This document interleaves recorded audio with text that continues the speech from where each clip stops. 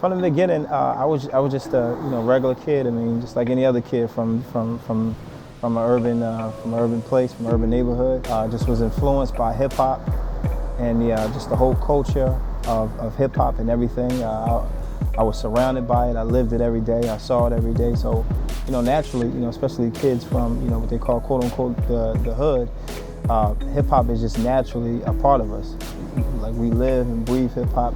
Everything that hip hop talked about and the things that hip hop was founded on, we grew up with. And that's what we were born with. And that's what we encountered every day. All the stories, all the, horrific things that, happens, from places where we're from. I remember the first rap I wrote, and I would just play around with it, and then it just started taking a life of its own. I just fell in love with it. It was something that I was good at, even at my Genesis stages. It just everything just came easy.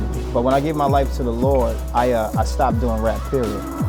I stopped doing rap. Period, because I just felt like every time that I would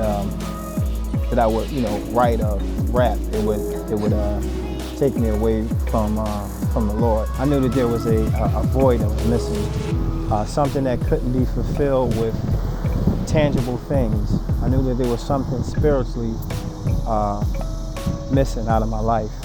I went through a period of just contemplating suicide. I just felt like I didn't have control over my life. One morning I got up and my mom was going to church, and she asked me did I want to go to church.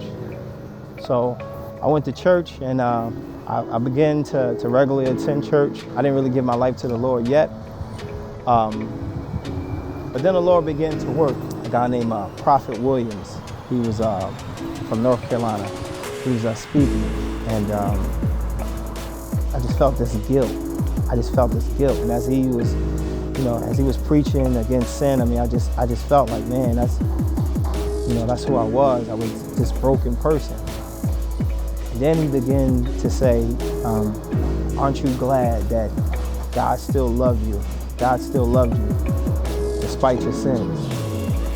And all of a sudden, man, this joy and this joy began to fill up in my soul. And that dark cloud that followed me around, that dark cloud of heavy depression, man, was just gone, man.